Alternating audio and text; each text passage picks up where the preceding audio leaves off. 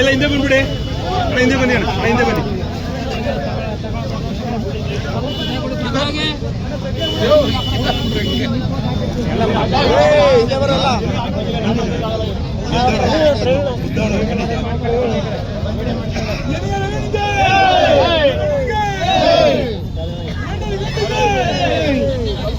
ಇರೋ ಆರೆ ಹಿಡ್ಕೊಳ್ಳಿ, ಇರೋ ಆರೆ ಹಿಡ್ಕೊಬಿಡ್ಲಿ ಸರ್. ಹಿಂದೆ ಬನ್ನಿ, ಪೂಜೆ ಆಗ್ಬಿಡ್ಲಿರಪ್ಪ ಮಾಡೋತ್ತ. ಇರೋ ಅಧ್ಯಕ್ಷರೇ, ಹೋಗಿ ಮುಂದೆ. ಕೈ ಬಿಟ್ಟು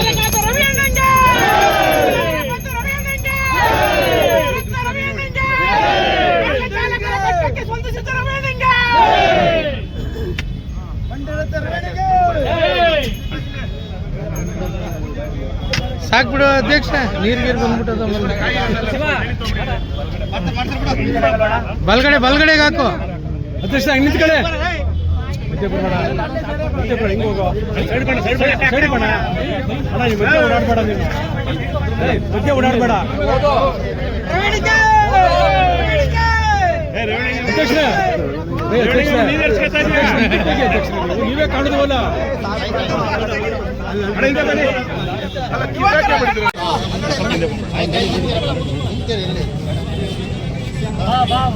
ಈ ಕೂಗ್ರಪ್ಪ ಜಯಕರಣ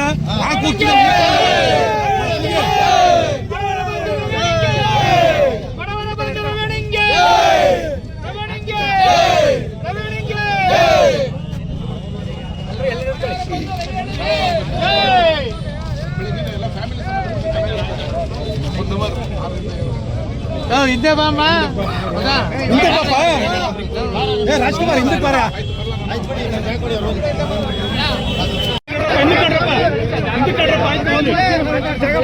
ಕಂಟ್ರಾಕ್ಟ್ ಸಾಹೇಬ್ರೆ, ನೀವು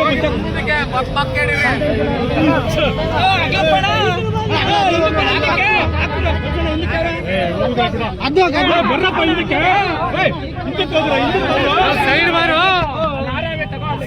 ಫೋಟೋ ತಗೊಳ್ಳೋಣ. ಬರ್ರಪ್ಪ, ಹಿಂದಕ್ಕೆ ನಿಂತ್ಕೊಂಡ್ರು ಎಲ್ಲ ಕಾಣ್ತೀರಿ. ಹೋಗ್ರ ಹಿಂದಕ್ಕೆ. ಟವಲ್ ಎತ್ಕೋಲಿ, ಟವಲ್ ಎತ್ಕೊ. ಕಂಟ್ರಾಕ್ಟರ್ ಸಾಹೇಬ್ರೆ, ನೀವೇ ಹಿಂದಕ್ಕೆ ಹೋಗ್ರಿ. ಕೇಳ್ರಿ ಎಲ್ಲರೂ ಹಿಂದಕ್ಕೆ. ಬನ್ನಿ, ಹಿಂದೆ ಬನ್ನಿ. ಇನ್ನು ಜನಪ್ರಿಯ ಶಾಸಕರು MLA ರವಿಕುಮಾರ್ ಅವರಿಗೆ, ಬಡವರ ಬಂಧು ಶಾಸಕರಿಗೆ. ಬಹಳ ಬೇಡಿಕೆ ನಂತರ ಆಟೋ ಸ್ಟ್ಯಾಂಡ್ ಇದು ಮಾಡ್ತಾ ಇದ್ದೀರಾ. ಮಂಡ್ಯ ನಗರದ ಆಟೋ ಚಾಲಕರು ಪಾಪ ಬಿಸಿಲಲ್ಲಿ ನಿಂತು ಸಾರ್ವಜನಿಕರನ್ನು ಪಿಕಪ್ ಮಾಡೋದಕ್ಕೆ ಭಾಳ ತೊಂದರೆ ಆಗ್ತದೆ. ಅದಕ್ಕೆ ಶಾಶ್ವತವಾಗಿ ಅವರು ನೆರಳನ್ನು ಕಲ್ಪಿಸಬೇಕು ಅಂತೇಳಿ ಇವತ್ತು ಬಸ್ ನಿಲ್ದಾಣದ ಎದುರುಗಡೆಗೆ 10 ಲಕ್ಷ ರೂಪಾಯಿಯನ್ನು ಬಿಡುಗಡೆ ಮಾಡಿದೆ, ಸುಸಜ್ಜಿತವಾದ ಆಟೋ ನಿಲ್ದಾಣವನ್ನು ಮಾಡೋದಕ್ಕೆ. ಈಗಾಗಲೇ ನನ್ನ ಅನುದಾನದಲ್ಲಿ ನಂದಾ ಟ್ಯಾಕ್ಸಿ ಸರ್ಕಲಲ್ಲಿ ಒಂದು ಮಾಡಿದ್ವಿ, ಕಾರ್ ಸ್ಟ್ಯಾಂಡ್ ಒಂದು ಮಾಡಿದ್ವಿ. ಇನ್ನು 5 ಕಡೆ ಮಂಡ್ಯ ನಗರದಲ್ಲಿ ಆಟೋ ಚಾಲಕರಿಗಾಗಿ ಸುಸಜ್ಜಿತವಾದ ಬಸ್ ಆಟೋ ನಿಲ್ದಾಣಗಳನ್ನು ನಿರ್ಮಿಸ್ತಾ ಇದ್ವಿ. ಎಲ್ರಿಗೂ ಒಂದು ನೆರಳಾಗಬೇಕು ಮತ್ತು ಶಾಶ್ವತವಾಗಿ ಅದು ಇರಬೇಕು ಅನ್ನೋದು ನನ್ನ ಭಾವನೆ. ಇನ್ನು ಆಗುತ್ತೆ. ಇನ್ನು 6 ತಿಂಗಳಲ್ಲಿ ಮಂಡ್ಯ ಫುಲ್ ಚೇಂಜ್ ಆಗುತ್ತೆ.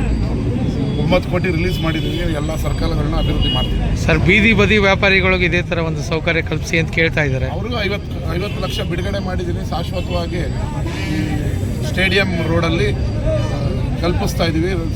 ಎಲ್ಲಂದ್ರೆ ಅಲ್ಲಿ ಮಾರೋದ್ರಿಂದ ಸುಸಜ್ಜಿತನೂ ಇರಲ್ಲ, ಜನಕ್ಕೂ ಆರೋಗ್ಯದ ಸಮಸ್ಯೆ ಮತ್ತು ಅವ್ರಿಗೂ ತೊಂದರೆ ಹಾಗಾಗಿ ಅದನ್ನು ತಪ್ಪಿಸ್ಬೇಕು ಅಂತೇಳಿ ಸ್ಟೇಡಿಯಂ ರೋಡಲ್ಲಿ ಶಾಶ್ವತವಾಗಿ ಅವ್ರಿಗೊಂದು ನೆಲೆ ಕಲ್ಪಿಸ್ತಾ ಇದ್ದೀವಿ. ಅದಾದಮೇಲೆ ಎಲ್ಲೂ ಕೂಡ ಫುಟ್ಪಾತಲ್ಲಿ ಮಾರಕ್ಕೆ ಬಿಡದೆ ಒಂದೇ ಕಡೆ ಮಾಡೋ ಥರ ಮಾಡ್ತೀವಿ. ಫುಡ್ ಕೊಡ್ತಾರೆ.